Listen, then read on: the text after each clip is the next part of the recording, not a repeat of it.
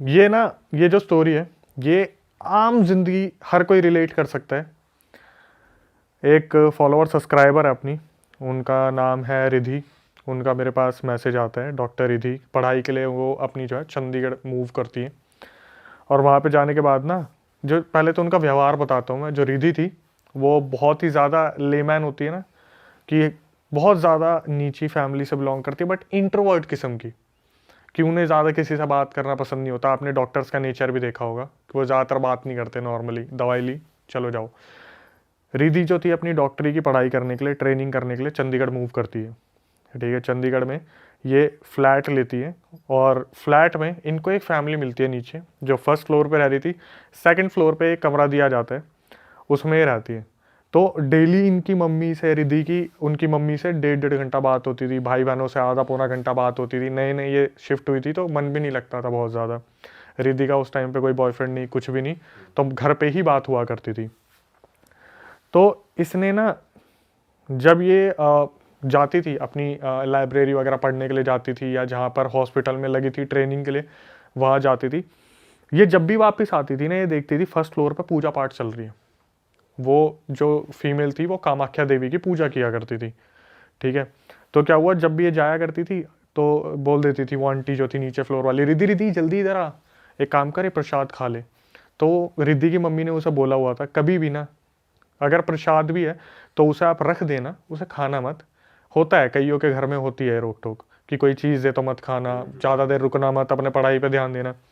रिद्धि ने बताया कि उसने उस प्रसाद को जाकर ऊपर वाले फ्लोर पर रख दिया। ठीक है, अब अपनी स्टडी कंटिन्यू कर रही है, कुछ हो रहा है। तो एक दिन क्या हुआ, उस घर में उन लड़की आंटी जो थी ना फर्स्ट फ्लोर की, उनका एक छोटा बेटा भी था। वो मोबाइल में लगा रहता था पूरा दिन। तो ये 3-4 साल पहले की बात है। उस टाइम पे एक प्लेटफॉर्म है बहुत फेमस हुआ था, जो अब बैन हो चुका है। ठीक ठीक है, है, शॉर्ट वीडियो प्लेटफॉर्म। हाँ। ठीक है। तो वो पूरे दिन उस पर लगा रहता था।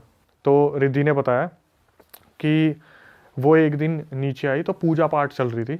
तो आंटी ने क्या करा, रिद्धि जल्दी आ फटाफट, तू भी पूजा पाठ में लग जा।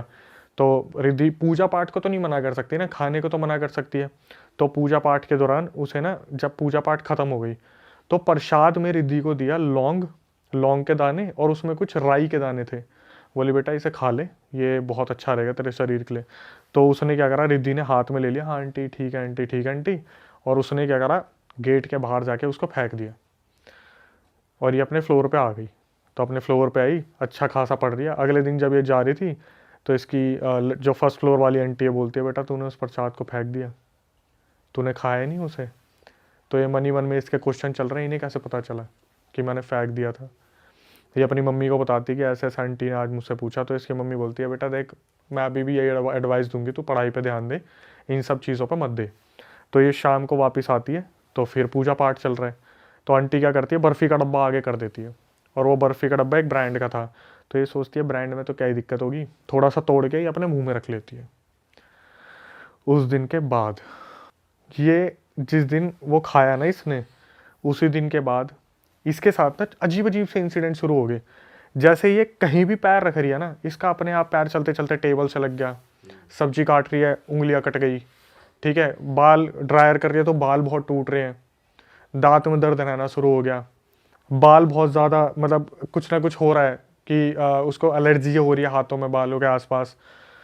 ये अपनी मम्मी को बताती है। तो इसकी मम्मी बोलती है कि मैंने तेरे को मना करा था ना, तू मत खाइयो। फर्स्ट टाइम ऐसा हुआ था पूरे इसकी एंटायर लाइफ में, जब इसने अपनी मम्मी को ना रख रख के सुनाई थी कि तुम्हें मेरी कुछ नहीं पड़ी हुई, तुम्हें कुछ नहीं है, तुमने मुझे घर से निकाल दिया, तुम्हें मुझे बस उस घर से चंडीगढ़ भेजना था ताकि तुम लोग मोच मार लो पीछे से। इसके कभी एटिकेट्स ऐसे थे ही नहीं इस लड़की के, कभी नहीं थे। और ये क्या कर रही है ना, उस फैमिली के लिए, उस फैमिली के लिए इन द सेंस, जैसे उस लड़के का फ़ोन टूट गया, ये अपनी जेब से 30,000 रुपये का फ़ोन मार्केट से खरीद के लेके आई कि ले बेटा ये इसमें देख तू। और अपने भाई बहनों को गालियाँ दे रही है कि तुम मत पढ़ना, तुमसे पढ़ाई नहीं होगी, तुम कुछ नहीं करोगे, निठल्ले हो तुम, निठल्ले, इस परिवार में मैं ही डॉक्टरी करके डॉक्टर बनूंगी, और माँ बाप ने तो मुझे वैसे ही भेज दिया। मम्मी फ़ोन कर रही है। इसने अगले 8-10 दिन के लिए सबको कनेक्शन अपने घर में ख़त्म कर दिया, और ये नीचे वालों के पूरे इन्फ्लुएंस में। मतलब वो बोल रही है ना कि हमारे ऐसे ऐसे एलईडी ख़राब हो गया, तो क्या हो गया आंटी, मैं लेके आऊँगी ना, आप भी तो मेरी मम्मी जैसी हो। एलईडी खरीद के लेके आ रही है, उसके बच्चे को फ़ोन दे दिया, कभी हेल्प के लिए 30,000 रुपये दे दिए, कभी 1 लाख रुपये दे दिए, अपनी सारी सेविंग दे दी। अब क्या हुआ, बीच में आया कोविड। कोविड के टाइम पे जो ये इंटर्नशिप कर रहे थे, इन लोगों को एक होटल असाइन कर दिया था कि आप लोग फैमिली के साथ नहीं रहोगे क्योंकि आपको पक्का कोरोना इफेक्ट करेगा और फैमिली तक आ सकता है। जब ये बंदी उस होटल में मूव हुई ना रहने के लिए, तो धीरे धीरे 8-10 दिन में चीज़ें इसको समझ में आने लगी कि मैं ये कर क्या रही हूँ यार। मैंने अपनी फैमिली में सबसे इतना ज़्यादा कट ऑफ कर दिया। और इसने जब बैंक बैलेंस देखा कि ये 3-4 लाख रुपए लेके आई थी, मात्र 30,000 रुपये रह गए।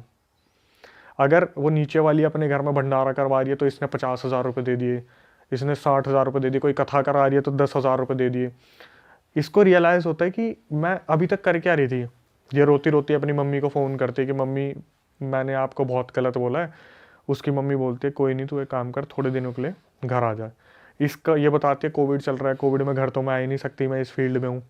भाई इसको इसकी मम्मी ने बोला तू एक काम कर, तेरे कोई नोन में है ना सिद्ध, तो तू उनसे बात कर। इसने मेरी वीडियो देख ली, ठीक है, कि मैं बता रहा हूँ भूत प्रेत के बारे में ऐसे ऐसे, और पॉडकास्ट देख लिया अपने बाबा के बारे में। तो मेरे पास कॉल आया। अब यहाँ से ना एक झटका, मेरे पास जब कॉल आया ना इसका, तो ये बोली हेलो अक्षय। पीछे से एक ब्लर आवाज़ आ रही है, हेलो अक्षय। एको हो रहा है। एको हो रहा है। अच्छा, मैंने इसे बोला ये कितने टाइम पहले की बात है? ये अभी 3-4 दिन पहले की बात है। बट कोविड तो कब चल रहा था? उसके बाद ये सब जब होता आ रहा है अभी भी हो रहा है उसके साथ? अभी भी हो रहा है। तो वो अभी भी अपने मकान मालिक के खर्चे कर रही है या उस उससे टाइम side रियलाइज हो गया? उससे साइड हो गई। तो जब इसका भी 3-4 दिन पहले दिन मेरे पास फोन आया था, तब से तो अब तक ये वहां से जा चुकी है, सब कुछ खत्म भी कर दिया। लेकिन इसका मेरे पास अभी कॉल आया जब इसकी मम्मी को इसने बताया ना मेरे साथ ये रेगुलर बेसिस पे हो रहा है, नाखून टूट रहे हैं, कहीं भी पैर लग जाता है, उंगलियां कट रही हैं या कुछ ऐसा हो रहा है। इसने शिफ्ट कर लिया, अब तो इसकी शादी भी हो चुकी है। इसका फोन आया कि अक्षय आप अक्षय बात कर रहे हो, और पीछे से आवाज आ रही है आप अक्षय बात कर रहे हो। डबल आवाज आ रही है। भाई साहब। मैंने इसे बोला कि रिद्धि शायद आपने ना फ़ोन स्पीकर पे रखा हुआ है, तो इसको नॉर्मली आप आ जाओ क्योंकि मेरे को वॉइस एको होती दिख रही है। इसने बोला फ़ोन तो स्पीकर पे नहीं है। तो पीछे से पता क्या बोली, स्पीकर पे नहीं है। भाई मेरे रोंगटे कांप के, उस टाइम में मेट्रो से निकला था, मुझे लगा मेट्रो में कुछ कनेक्शन वायरलेस कुछ प्रॉब्लम हो रही होगी। मैंने बोला रिद्धि आप ठीक हो? तो बोली हाँ। पीछे से आ रही हाँ। भाई जैसे जैसे मैं सुन रहा ना मैं और भी ज्यादा हो रहा हूँ। तो और जो आवाज थी वो मोटी आवाज थी थोड़ी, है उसी की ही आवाज में ही रिपीट हो उसकी आवाज में नहीं थी वो। जैसे अभी मैं बात कर रहा हूँ हेलो, पीछे सारे हेलो, जैसे एक डिस्टर्बिंग सी ब्लरी, मैं भाई निकाल भी नहीं सकता उस आवाज को। जैसे बोलते हैं ना कि जब पैरानॉर्मल इन्वेस्टिगेटर बात करते हैं यहाँ पर कोई है हेलो, ऐसे करके आवाज आ रही है बैकग्राउंड में। और मैं बार बार समझने की कोशिश कर रहा हूँ। मैंने बोला मैं आपको ना काट के कॉल करता हूँ। मैंने फिर उसे काट के करा। मैंने बोला कि अभी आप अकेले हो? बोली हाँ मैं अकेली हूँ। अकेली हूँ भाई, मुझे कंफर्म हो गया इसके आगे पीछे कुछ है। मैंने इसे मुंह पे बोल दिया कि देखो रिएक्ट मत करना, ठीक है। मैं जब भी किसी से बात करता हूँ और मुझे लगता है मैं बोल देता हूँ प्लीज़ रिएक्ट मत करना। मैंने बोला आपके आसपास कोई चीज़ है। इसने पता क्या बोला, मुझे पता है मेरे आसपास कोई है। पीछे सवारी कोई है। अब ये सोचो इसमें मेरे पे क्या बीत रही है इस चीज में। और कि मेरी तो किसी और 2 लोगों से बात हो रही है लेकिन फोन एक को मिला है। उसके पीछे ना एक्चुअली में जब हमने पता करा, जब मैंने किसी से बात करी, उसे बताया, तो उसे बताया कि इसके ऊपर कोई प्रेत का साया छोड़ा हुआ है और वो उस प्रसाद के द्वारा ही से दिया गया था। वो प्रसाद पूजा में सम्मिलित नहीं हुआ, वो डब्बा साइड में रखा था, उसके ऊपर कुछ कर दिया और इसे बाहर से जब ये आई तो एज इट इज इसे खिला दिया। लेकिन जब भी मैं उससे बात, मैं इतना डर गया था ना, मैं सच बता रहा हूँ, भारी मेट्रो स्टेशन पे उतर के इतनी भीड़ के बीच में मैंने पता क्या बोला था, मैं आपसे बाद में बात करता हूँ, मैं अभी बात नहीं करूँगा। जब भी मैं इससे बात कर रहा हूँ ना, ये मेरे को बोल रही है कि मेरे साथ ऐसा हुआ, पीछे से ऐसा हुआ, इस तरीके से। लास्ट कब बात हुई आपकी? मेरी अभी मुश्किल से 4-5 दिन पहले बात हुई है उससे, और यही आवाज आ रही थी। यही आवाज आ रही थी। मैं जब सुन रहा हूँ ना, मेरे इतने ज़्यादा रोंगटे खड़े हो रहे हैं। और फिर मैंने किसी से बात करी, मैं ऐसे ऐसे हुआ यार, पता क्या बोले मत करा कर, तेरे इसी चक्कर में ना आसपास चीज़ें घूमती रहती है। मेरे को समझाए मत करा कर तू। मेरे पास एक रिकॉर्डिंग आई अभी, उसमें एक लड़की ने लिखा हुआ है देखो मैं इन चीज़ों से बाहर निकली, जैसे ही चला ना ओम मंगलम, और पीछे वो लड़की वो अपनी एग्जॉर्सिज्म उसका किसी से हुआ होगा, उसकी पूरी की पूरी ऑडियो मेरे को भेज दी।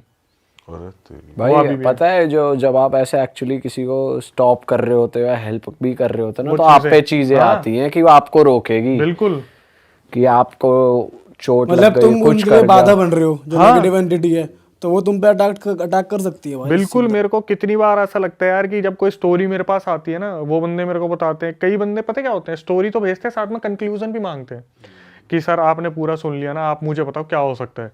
तो जब हम एक चीज मैं बताता हूँ, जब भाई ऐसी रिकॉर्डिंग में सुनता हूँ तो आखिरी में पता क्या होता है, जैसे मैं आराम से बैठा हुआ हूँ, दिमाग भारी भारी और ज्यादा नेगेटिव, कंधे भारी, बॉडी वीक, तो मैं कभी कभार बात करता हूँ यार ऐसे ऐसे ना बॉडी वीक हो गई, तो वो बोल देते हैं भाई आप एक चीज़ को नहीं समझ रहे कि आप जो रिकॉर्डिंग भी ले रहे हो ना वो एक्चुअली में किसी के साथ हो रहा है, ठीक है, तो कहीं आप उसको सॉल्यूशन ना दे दो, इसलिए वो चीज़ें आप पे भी हावी होती है और ये चीज़ें हम पे भी हावी हो जाती हैं उन दौरान। ऐसी अजीब अजीब सी रिकॉर्डिंग आती है। एक बार तो मैंने बताया था, एक कॉल मेरे पास आया और कॉल आने पे पता क्या हुआ, सीधा ना अजीब सा मंत्र शुरू हो गए, सीधा अजीब सा मंत्र शुरू हो गए फोन उठाते ही। फोन उठाते ही। जैसे मेरे को बोला कि प्लीज मुझे तुमसे बात करनी है, बहुत अर्जेंट है, मेरे को एक स्टोरी बतानी है। मैंने उठाया, सीधा अजीब सा मंत्र स्टार्ट हो गए। आप बिलीव नहीं करोगे, 10 सेकंड ना मैं उस कॉल पे खिंचा रहा कि क्या है, मैं काट ही नहीं पाया उस कॉल को। भाई सुनते रहोगे आप तो क्या बोलना चाह रही है। बस मैं ये देख रहा हूँ और मैं ऐसे फोन पे लगा के बैठा हूँ। 10-20 सेकंड बाद मेरे को एकदम से होश आया, भाई ये काला जादू कुछ हो सकता है। मैंने फटाफट कॉल काटा। उसके बाद 5 मिनट तक मेरा ना इतना डिस्टर्ब रहा, मैं हनुमान जी की मूर्ति लेके आया, वो जो पंचमुखी होती है उनके सामने मैं बैठा रहा, हनुमान चालीसा पढ़ता रहा, तब जाके मैं इतना लाइट फील कर रहा था ना। ऐसे ऐसे इंसिडेंट हो जाते हैं हमारे पास कि कुछ भी हमें भेज देते हैं, कुछ भी अजीब अजीब से मंत्र आ रहे हैं, अजीब अजीब सी चीज़ें हो रही है, एक्सॉर्सिज्म हो रहा है, किसी का उठा के भेज दिया कि ये देखो। इतनी नेगेटिव नेगेटिव क्लिप्स आती हैं और फिर स्टोरी भी ऐसी ऐसी आती है भाई। भाई ये कहाँ पे एंड अप हुआ ये वाली स्टोरी? फिर आपने फोन काट दिया उनका? फिर मैंने आगे फॉरवर्ड कर दिया था वो केस, जो देखने वाले हैं जिनको मैंने आपने बताया था, तो उन्होंने बता दिया था ऐसे ऐसे वो जो मैडम थी वो फर्स्ट फ्लोर वाली, उन्होंने ऐसे ऐसे कर रखा है, इससे इलाज करवाने के लिए आपके घर पे यज्ञ होगा, ऐसे ऐसे होंगे। तो उसकी मम्मी ने बोला कि अभी हम थोड़ा कंसल्ट करके बताते हैं, तो वो उस चीज़ को वहीं पॉज कर दिया और मेरे को तो साफ इंस्ट्रक्शन है, तू तो बात करियो मत। भाई इस चीज का भी ध्यान रखना चाहिए कि कहीं भी जाके मीठा मत खाओ, और ऐसा हमें कोई बता भी रहा था कि भाई नहीं खाना इन चाहिए। चीजों में वाइट वाइट चीजें, Yes, जैसे बर्फी थी, दूध, वो बर्फी बर्फी, थी, white वाली वाइट बर्फी थी। वाइट और चीजें तिल के ज्यादा दाने भी मिले हुए हैं, उनमें भी कहते हैं कि कुछ कुछ हो आप सकता इमेजिन करो ना भाई कि आपको एकदम से कॉल आ रहा है और आप एकदम से बोल रहे हैं हेलो क्या हाल है, पीछे से बोलते हैं मैं ठीक, उधर से आवाज़ आ रही ठीक ठीक ठीक। है। भाई ये बहुत डरावनी चीज है। अभी तो सुनने में ही ऐसा लग रहा है मैं कि अगर लेकिन हो ना इंसान के साथ। पता है हम ना ग्रुप में बैठे हैं, जब आप अकेले होते हो ना और एकदम ध्यान से सुन रहे होते हो और आपको पता है यार ये चीज़ हो सकती है, क्योंकि जब भी मैं इन चीज़ों के बारे में और पढ़ने की कोशिश करता हूँ ना, तो मेरे को ये चीज़ें बार बार निकल के आती है, ऐसा होता है ऐसा होता है ऐसा होता है, दिमाग में घर कर गई है। लेकिन सच बताऊं भाई, जब ऐसी चीज़ जैसे किसी ने मंत्र चला दिया ना, आप पता 10 सेकंड क्या बोल रहे हैं और आप इतने इंटू हो जाते हो ना इसमें, चल रहा है चल रहा है चल रहा है, जब तक आप रियलाइज करते हो कि करंट लगने वाला, अबे हाथ हटा, तब तक तो लग गया। वो तो शुक्र है कि 10 सेकंड में मैंने उसे हटा दिया फोन को, ने उसमें पता नहीं ऐसा क्या होगी, साला आवाज से वशीकरण हो जाए। मैंने आपको गुड़गांव वाला इंसिडेंट बताया था कि कट्टे के नीचे रखा था, मैं देखा और मुझे मना करा कैमरामैन ने इसे मत छूना, मैं भाई चल दिया उसे उठाने के लिए। ये दोबारा ऐसे ऐसे इंसिडेंट होते हैं। वो थोड़ा हिप्नोटाइज कर लेते भाई वो कहते हैं सबसे पहले आपके माइंड पे ही अटैक करती है नेगेटिव एनर्जी, वो उसी को कंट्रोल कर लेती है सबसे पहले, उसके बाद है बाकी चीजें। तो भाई आपका तो कांटेक्ट होना चाहिए किसी बाबा जी के साथ, रेगुलर कांटेक्ट में रहो ताकि आपके ऊपर ज्यादा वो ना हो, मैं असर हूँ ना आए already। चीजों का, क्योंकि आपका ज्यादा एक्सपोजर है, लोग कहानियां सुन रहे हो, ये सारी चीजें देख रहे हो। वैसे तो मैं हूँ, लेकिन आपने बताया ना आप भी स्टार्ट करो तो आपसे भी रहूंगा मैं। हाँ बिल्कुल भाई बिल्कुल। चलो दोस्तों, खत्म करते हैं इस मजेदार एपिसोड को। अगर आपको इस एपिसोड में मजा आया है भाई तो कमेंट कर दो। हम अक्षय भाई के साथ रेगुलर टच में रहेंगे और पॉडकास्ट लाते रहेंगे, क्योंकि भाई के पास तो आती रहती है डेली 10-20 स्टोरीज, तो कुछ बेस्ट ऑफ बेस्ट स्टोरीज हमारे पॉडकास्ट पे वो आके नरेट करेंगे। देखो आपने ना सेकंड पॉडकास्ट में एक चीज़ ऑब्जर्व नहीं की थी, जब सेकंड पॉडकास्ट अपना चल रहा था, जो लाइट ब्लास्ट वाला सीन हुआ था ना, उसके बाद कुछ 57-58 मिनट पे लाइट ब्लिंक भी हुई थी पीछे। हाँ, कमेंट जिसका सेक्शन आपने में आया कहा भी था। और हाँ। कमेंट सेक्शन में भी आया था कि भाई अक्षय भाई के पीछे लाइट ब्लिंक हुई है। तो मुझे नहीं पता था, वो जो गुड़गांव वाला इंसिडेंट हुआ था ना, उसके बाद काफ़ी टाइम तक मैं मतलब किसी से के कांटेक्ट में नहीं था। जैसे मैंने बताया था वो बाबा का फ़ोन आया था कि ऐसे ऐसे मटका फोड़ा है। तो अभी कुछ टाइम पहले 15-20 दिन पहले तो वो बाबा जी कनेक्शन में थे ही नहीं, वो काफ़ी टाइम से नहीं थे। तो अभी 15-20 दिन पहले मैंने उनसे एक बार ऐसी बहुत, जब लोगों की यहाँ से भी आई हमें भी कुछ पता करना है, हमें भी बताओ उनके बारे में, तो 15-20 दिन पहले मैंने उनसे बात करने की कोशिश की, बड़ी मुश्किल से उनका नंबर मिला। और जैसे ही मैंने उनसे फ़ोन पे बात करी, उनका मेरा तो कुछ बताना था ही नहीं, एक बार बस यही रिएक्शन आया कि हाँ हाँ हाँ तू नहीं सुधरेगा, फिर ले आया अपने साथ। भाई मैं थोड़ा सरप्राइज हो गया, मैंने बोला कि बाबा जी क्या दिख रहा है आपको? बोला कि अब भी तेरे पीछे जो है एक फीमेल प्रेत घूम रही है। क्या बात कर रहे हो? और वो इन सब चीज़ों को नहीं देखते भाई, वो ये पॉडकास्ट वगैरह नहीं देखते। उन्होंने मुझे बोला कहाँ कहाँ गया था, लाइट फटी वहाँ पर। क्या है? इसमें स्टोरी में क्या था, ये ना हर जगह सुनने को मिलती है, मुरादाबाद में भी, यूपी में भी, कहीं ना कहीं आती है कि कुछ कॉलेज का ग्रुप था, तो वो एक लड़के को ना बहुत ज़्यादा टॉर्चर किया करते थे। तो वो लड़का बोलता था कि तुम्हें कोई टास्क देना, मुझे दे के दिखाओ ना, मैं तुम्हें पूरा करके दिखा दूंगा वो टास्क। तो बोलते हैं पीपल का पेड़, बरगद के पेड़, इस जगह पर कील ठोकने से ना जो उन पे बैठी चीज़ें हैं वो बहुत ज़्यादा गुस्सा हो जाती हैं। कील को, लोहे को ना शुरू से एक यंत्र माना गया है किसी भी चीज़ के लड़ने के लिए, रोकने के लिए। तो इन कॉलेज के लड़कों ने क्या करा, उस लड़के को टास्क दिया कि तेरे को क्या करना है, इस रात को जो अमावस्या की रात होती है वहां जाकर उस बरगद या पीपल के पेड़ के नीचे आपको कील ठोक के आनी है। तो सब बहुत दूर थे और वो वीरान एरिया था। वो लड़का भागा भागा जाता है और वो पीछे मुड़ के ना ऐसे कील ठोकना शुरू कर देता फटाफट। और जैसे कील ठोक के उठते और आगे चलने की कोशिश करता है तो उसको किसी चीज ने पकड़ लिया था वहां पे। अच्छा। हाँ, और उसका लड़के का वहीं हार्ट फेल हो गया था। जब उसके दोस्त वहां पे आए तो उन्होंने देखा कि इसने क्या करा, कील अपने शर्ट में ही ठोक रखी थी। ओ, ये जैसे शर्ट पड़ी है, उसने क्या करा, ठोक दी और वहां देखते देखते भागा एकदम से, तो कील से उसकी शर्ट रुकी, उसे लगा किसी चीज ने पीछे से पकड़ लिया। तो तो उससे बेसिकली साइकोलॉजिकली वो ज़्यादा पैनिक हो गया। तो अभी जितने भी केसेस आते हैं उसमें ये भी होता है कि भाई, मुझे स्लीप पैरालिसिस का हम डिस्कस कर रहे थे लास्ट टाइम कि रात को हमें दबा दिया, फिर उसके और रीजन मिलते हैं। कहीं ना कहीं स्लीप पैरालिसिस होते हैं, कहीं कहीं पे गोस्ट एक्टिविटी भी निकल आती है। सही बात है, ज्यादातर तो दिमागी होता है कि भाई कि दिमागी खेल रहा है आपसे। बिल्कुल, ज्यादातर 70-80% भाई दिमाग 90% दिमाग खेलता है, ये बात है भाई। मतलब उस 10% चीज एंटिटीज का हैं जो तुम पे प्रमाण एक्चुअली भी नहीं मिल पाता ना कि वो ही है आसानी से। देखो मैं बोलूंगा भाई 70-80 बोल सकता हूँ मैं। भाई ने बोला 90 बिल्कुल मानते हैं, क्योंकि कहीं ना मैं जो अभी चीजें देख रहा हूँ कि फैमिली के ना कर्ज चलते आ रहे हैं। जैसे फैमिली के पूर्वजों ने कोई गलती करी और वो हम भुगतते आ रहे हैं अभी तक। भाई अब नई उस पे आते हैं, और ज्यादा डरावना कोई किस्सा है तो बताओ भाई, थोड़े रोंगटे खड़े करो हमारे और जनता के। बिल्कुल भाई, एक बताता हूँ मैं इंसिडेंट। दिल्ली का इंसिडेंट है, राजौरी गार्डन से आया था। लड़की जम्मू कश्मीर की थी और मम्मी पापा के साथ रहती थी अपनी। उसकी 2011 में शादी हुई थी। 2011 से पहले वो लोग जम्मू में रहा करते थे, मस्त उनकी लाइफ चल रही थी। लड़की बहुत खुशनुमा, बहुत अच्छा नेचर, बिहेवियर, सब कुछ बहुत बढ़िया था। 2011 में राजौरी गार्डन में मूव करती है वो लड़की। लड़का जो था उसके साथ बहुत सपोर्टिव था स्टार्टिंग से, बहुत ही ज़्यादा। मतलब कि लड़की की डिमांड और लड़के ने फटाफट पूरी करी कि जैसे मैं राजौरी गार्डन में आई हूँ, यहाँ का कुछ खाने के लिए मुझे लेकर चलो, तो आज ही डिनर पर चलो, आज ही क्या चाहिए खरीदने, ज्वेलरी पसंद है अभी की अभी लो। अब लड़का जो था वो MNC कंपनी में काम कर रहा था। लड़की आई थी, लड़की एजुकेटेड थी। इसने भी किसी गुड़गांव की MNC कंपनी में अप्लाई करा और इसका सिलेक्शन हो गया था। तो लड़की जो थी वो नाइट शिफ्ट करती थी और लड़का मॉर्निंग जाता था। बहुत अच्छा प्यार था, परिवार बहुत अच्छा था। जो लड़का था उसकी बहन थी एक, तो इन लॉज में आ गई, लड़की की सिस्टर इन लॉ थी। वो बहुत अमीर फैमिली में उसकी शादी हुई थी, बहुत ज़्यादा अमीर फैमिली में। तो जब भी वो अपनी इस लड़की से मिलने आती थी, लड़की का नाम मोनी है, मोनी से जब मिलने आती थी ना, तो उसे कुछ ना कुछ गिफ्ट देती थी। जैसे परफ्यूम दे दिया कि ये बहुत एक्सपेंसिव परफ्यूम है, मेरे पास था, मैंने सोचा एक तेरे को दे देती हूँ। या कभी कोई टॉप दे दिया, कभी कोई जीन्स दे दी। लेकिन उसमें एक बात सोचने वाली होती थी कि वो जो भी सामान होता था ना, वो यूज्ड होता था। अच्छा, जैसे उसी का यूज्ड। हाँ, ग्रिप खोल रखी है उसकी और परफ्यूम थोड़ा सा लगा रखा, फिर दे दिया। तो जैसे होता है ना, हमारा बड़ा भाई होता है, वो ये टी-शर्ट मैंने पहन के देखी थी, छोटी आ रही है, तू ले ले, वैसे ही उसके पास सारा सामान आता था।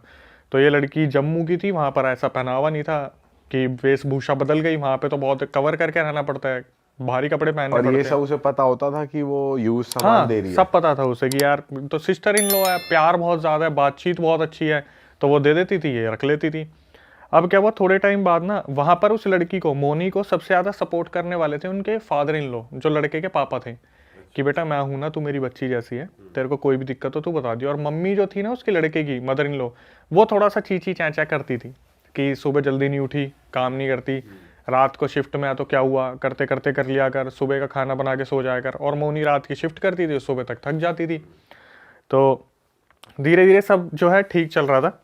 और क्या हुआ, वो जो सिस्टर इन लॉ थी ना, वो बीच बीच में ना इसे अजीब अजीब सा सामान देती थी। जैसे मान लो कभी टावल दे दिया, कभी कोई जैसे मोनी प्रेग्नेंट हो गई थी तो उसे जॉनसन बेबी की एक सोप की बोतल दी।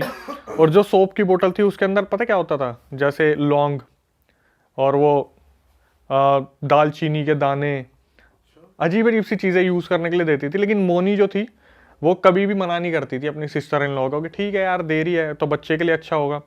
अब इसके साथ क्या होता है ना, जब ये 3 मंथ्स प्रेग्नेंट थी तब इसे 3 दिन मतलब एक एक एंटिटी दिखती है रात को, कि कोई एंटिटी है जो इसके आगे पीछे घूम रही है। ये उसको देख के बहुत ज़्यादा डर जाती है।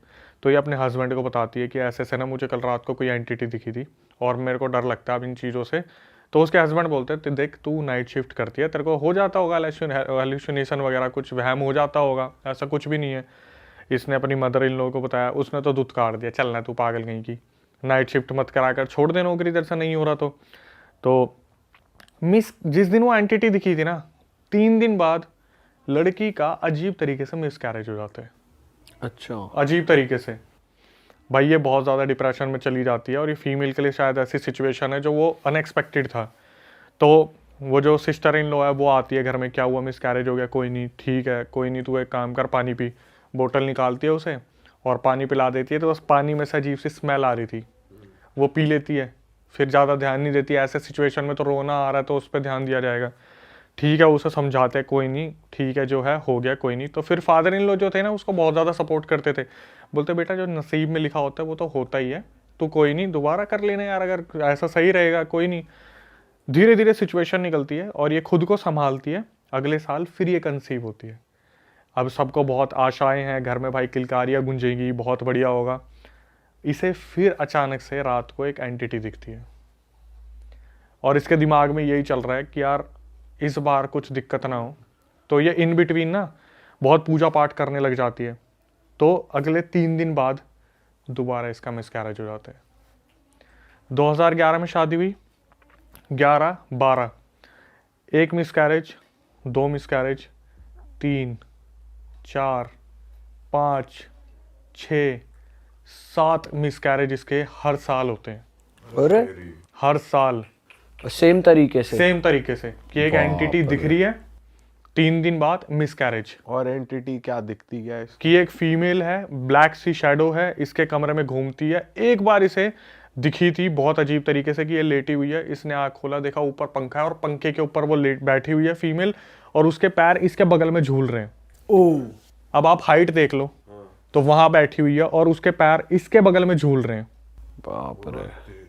जब भी ऐसा कुछ भी ऐसा होता था ना, हमेशा इसका मिसकैरेज होता ही होता था। 7 मिसकैरेज होते हैं। तो इसको जो सपोर्ट करने वाले थे ना वो फादर इन लॉ थे। 2011 से 2015 में उनकी डेथ हो जाती है। तो इसे अब सपोर्ट करने वाला कोई नहीं है। और इसकी जो सासू माँ थी, इसे पता कैसे बुलाती है, ओए बांझ बांझ, भांजा मतलब जिनके जो बच्चे नहीं होते, बच्चे नहीं कर सकती। ओए बांझ चल रोटी बना दे। सिस्टर इन लॉ आती है, बोलती है समय खराब चल रहा है, सब ठीक हो जाएगा, कोई नहीं, तुम दोबारा करना कुछ ना कुछ कोशिश। दोनों ने टेस्ट करा लिए, लड़का भी ठीक लड़की भी ठीक, लेकिन मिसकैरेज हो रहे हैं। 7 मिसकैरेज अब तक हो चुके हैं। फिर ये लोग डिसाइड करते हैं कि भाई ये काम करते हैं, सैरोगेसी से बच्चा कर लेते हैं। तो सैरोगेसी एक प्रोसेस है जहाँ पर मेल फीमेल दूसरी किसी फीमेल से बेबी लेता है। तो ये एक लड़की को अडॉप्ट करते हैं 2017-18 में, ठीक है। अब उसी दौरान क्या होता है ना, ये जो लड़की होती है ये दोबारा कंसीव कर लेती है, लेकिन फैमिली में किसी को पता नहीं होता कि इसने कंसीव कर रखा है। और इस टाइम क्या होता है, क्योंकि वो सैरोगेसी से जो बच्ची हुई है उस पर बहुत ज़्यादा ध्यान रखती है, तो दूसरे जितने भी फैमिली मेम्बर्स होते हैं ना उनसे ये डिस्कनेक्ट हो जाती है कि बच्ची के साथ ही लगे रहना, सब कुछ करना। तो सिस्टर इन लॉ आ रही है, उससे भी ज़्यादा नहीं मिल पाना, क्योंकि बच्ची शरारतें बहुत करते हैं, बच्चे वगैरह शरारतें करते हैं, तो ये कटी कटी रहती है। तो इसे 3-4 महीने बाद पता चलता है कि इसने कंसीव कर लिया है, और इस बार 4 महीने लग गए हैं, कोई एंटिटी नहीं दिखी है। फाइनली इसकी खुद की भी एक बच्ची आती है, ठीक है। अब घर में 2 बच्चे हो जाते हैं, एक बड़ी सरोगेसी वाली और एक छोटी बच्ची जो इनकी खुद की है। तो भाई हस्बैंड बहुत ज़्यादा खुश होता है, सासू माँ बहुत ज़्यादा खुश होती है। एक दिन क्या होता है, ये लोग जो मोनी होती है ये बाहर जाती है काम करने के लिए। तो उस दौरान इसने ना एक मेरे ख्याल से 12-13 साल की एक मेड रखी हुई थी जो बच्चों को भी संभाल ले इसके पीछे से और कुछ घर का भी काम कर ले। तो जब मोनी वापस आती है ना, तो मोनी देखती है कि वो जो लड़की है मेड, वो बुरी तरीके से रो रही है कोने में बैठ के, बहुत बुरी तरीके से रो रही है। तो मोनी जाती है, क्या हुआ, तू ठीक है, तेरे को मैंने पैसे कम दिए, तेरे घर में कोई दिक्कत है, तेरे को खाने को नहीं मिलता, या मम्मी ने तेरे को कुछ बोल दिया। वो लड़की ने एक ही स्टेटमेंट बोलती है कि दीदी आप बच्चियों को लेकर इस घर को छोड़ के यहाँ से चले जाओ, आप यहाँ पे सेफ नहीं हो। भाई वो जो मोनी होती है वो एकदम से सदमे में आ जाती है, बोलती है कि तू पागल है, कैसी बात कर रही है, क्या हुआ। तो वो देखती है सासू माँ दूर से आ रही है, इसे कमरे में लेके जाती है अपने पर्सनल कमरे में, बोलती है कि मुझे बता क्या हुआ है। तो वो बहुत देर तक तो बोलती नहीं बोलती, रो रही है, पागलों की तरह रो रही है, नहीं आप ले जाओ बच्चियों को, ये मेरी बहनें जैसी हैं, प्लीज़ इन्हें ले जाओ यहाँ से। तो जब मोनी एकदम से उसे थोड़ा इमोशनल करती है ना कि मैं भी तेरी बड़ी बहन जैसी हूँ, तू मेरी छोटी बहन है, हमारा इतना इतना पुराना रिलेशन है, मैं हमेशा तेरे को बना के रखती हूँ, तेरी भी तो बहनें जैसी हैं। तो वो पता क्या बोलती है कि जब आप अभी काम से बाहर गए थे ना, तो मैं आपके यहाँ पे पोछा लगा रही थी, तो mummy ji, sister in law और आपके हस्बैंड बैठ के बात कर रहे थे कि हमने कैसे ना कैसे 7 बच्चों को तो मार दिया, अब एक काम करते हैं, जो सैरोगेसी से जो बच्ची हुई है ना उसे हम रख लेंगे, क्योंकि वो तो मतलब लड़के की औलाद है। जो 8वीं बच्ची हुई है ना उसे भी हम मार देते हैं। अरे तेरी 7 बच्चों के जो मिसकैरेज हुए थे वो इन्होंने करवाए थे। जो सिस्टर इन लॉ थी ना वो शुरू से ब्लैक मैजिक करती आ रही थी। वो जो यूज्ड सामान दिया जाता था, परफ्यूम दे दिए, कपड़े दे दिए, ऑयल दे दिया, उन सब में ब्लैक मैजिक की चीज़ें लगाई जाती थी। और ये क्यों कर रहे थे, सबसे पहले तो जब मोनी ने ये सुना ना, वो उन दोनों बच्चियों को उठा के वहाँ से रातों रात भाग गई। दिल्ली के किसी होटल में वो रुकी 2-3 दिन। उसने अपने मम्मी तो उसकी भी एक्सपायर हो गई थी मोनी की, पापा को फ़ोन करा जम्मू में कि मेरे को अभी मेड ने ये सब कुछ बताया। उन्होंने अभी उस लड़के पे केस कर रखा है इसी चीज़ का कि प्रॉपर्टी में से कुछ मिले। बट जो हुआ था कि 7 लड़कियों की या बच्चों की बलि दी गई, वो क्या था, उन्होंने अपने पास एक जिन पाल रखा था। अच्छा, वो 7 बच्चों की बलि दी उस जिन को। तो मोनी ने मेरे को कॉल रिकॉर्डिंग पे बताया, अक्षय मैंने कभी ये नहीं सोचा था कि पंकज की इतनी सैलरी नहीं है, इनके पास भाई इतना। नाम मत रिवील करो, पंकज गलत नाम है। अच्छा न गलत नाम है। हाँ, कि पंकज की इतनी सैलरी नहीं है, पंकज इनके पास पैसा इतना कहाँ से आ रहा है। और सिस्टर इन लॉ का सबसे बड़ा रोल था कि उसके हस्बैंड कुछ भी नहीं करते थे। जब शादी हुई थी ना उनकी, जो सिस्टर इन लॉ की शादी हुई थी उससे 3 साल पहले तक उनके पास सेंट्रो थी, आज उनके पास ऑडी मर्सिडीज है बिना कुछ करे। लड़की ने बताया भाई जिस मिट्टी पे हाथ रख देते थे ना वो सोना बन जाता था। जहां हाथ रख दिया वही सोना बन गया। 7 से 8 बच्चों की बलि दी गई थी। बताओ हस्बैंड भी मिला हुआ है। यही तो सबसे बड़ा है, जब उसने बताया कि मदर इन लॉ है, जो लड़का है, और सिस्टर इन लॉ जब कोर्ट में मिले ना आपस में, तो जैसे मोनी थी वो उससे बात कर रही है कि ठीक है अब आगे जो देखते हैं क्या होगा क्या नहीं होगा। उसकी मम्मी आके पता है क्या बोलती मदर इन लॉ कि सुन तू तो बच गई, इसके लिए कोई और ही ढूंढ दे। किसके लिए, मतलब बेटे के लिए कि कोई और, मतलब यही फिर यही पूरा प्रोसेस हम करें कि तू तो बच गई, इसके लिए पंकज के लिए कोई और ढूंढ दे। भाई ये कर क्या रहे हैं, हो क्या रहा है, मतलब क्यों कर क्या रहे हैं कि अमीर होते जाएंगे। बस दूसरों का ट्रेजर खा लो, मतलब जिन से काम करवा रहे हैं, पैसा बन रहा है और उस जिन को बदले में वो दे रहे हैं, बच्चे की मौत बलि जा रही है। ये क्या दुनिया हो गई है यार। जब इसने पता करा ना, फीमेल ने, इसके कोई कलीग था ऑफिस में जहाँ नाइट शिफ्ट करती थी, उसकी कोई बुआ में आती थी देवी वेवी, तो इसने पता करा कि 7 बच्चों का हुआ क्या। तो बताया कि तेरे पीछे ना कम से कम 6-7 जिन छोड़ रखे हैं, जो एक तेरी खूबसूरती कम कर रहा है, एक तेरे को मोटापा दे रहा है, एक तेरा सारा पैसा खत्म कर रहा है, एक बच्चों की बलि ले रहा है, एक जो तेरे को दिखता है सतर्क करने की कोशिश करता है, एक जो है तेरे को पूरे मारने की तैयारी में, पूरा सब कुछ गिनवा दिया। वो लड़की बता रही कि वो ना जम्मू में एक टाइम पे बहुत बड़ी पब्लिक सेलिब्रिटी रही थी, कुछ होता है ना वहाँ कॉम्पिटिशन्स होते हैं, वहाँ पर सेलिब्रिटी रही थी। यहाँ पर आते आते ना उसकी खूबसूरती रातों रात खत्म होती जा रही है, मोटापा आता जा रहा है, तो ससुराल वाले बोल रहे बैठ के काम करेगी तो मोटापा तो आएगा ही। ये नहीं बता रहे कि भाई इतना सब कुछ इंटरनली चल रहा था, लड़की की जिंदगी बची है। लड़की ने कॉल रिकॉर्डिंग में आखिरी में बोला कि मैं इंडिपेंडेंट होके इतनी खुश हूं ना, अगर आज मैं उस फैमिली के साथ रह रही होती तो मेरा सब कुछ चला जाता अभी तक। बाप रे। भाई यार ये भी साला अलग ही चीज है, किस घर में तुम्हारी शादी हो रही है, वो घर वाले कैसे हैं, क्या करते हैं। बोलते हैं, इतना भी बोलते हैं कि वो जो फादर इन लॉ 2015 में खत्म हुए थे ना, उसकी भी बलि दी गई है। अरे जो सपोर्ट करते थे उस लड़की को। अरे वाह, आपने ये वीडियो यहाँ तक देख ली भाई, तुमने हमारी मेहनत सफल कर दिया। तुम ही लोग हो असली रियल हिट। और अगर आपको बहुत मजा आ रहा है ऐसी क्लिप्स में, ऐसी वीडियोस में, तो फटाफट जाइए प्लेलिस्ट पे बिंज वॉच कीजिए, सारी वीडियोस देख डालो और मौज काटो। That is it. हम मिलेंगे नए पॉडकास्ट में, नई क्लिप में। Till then bye bye, see you, take care, do subscribe.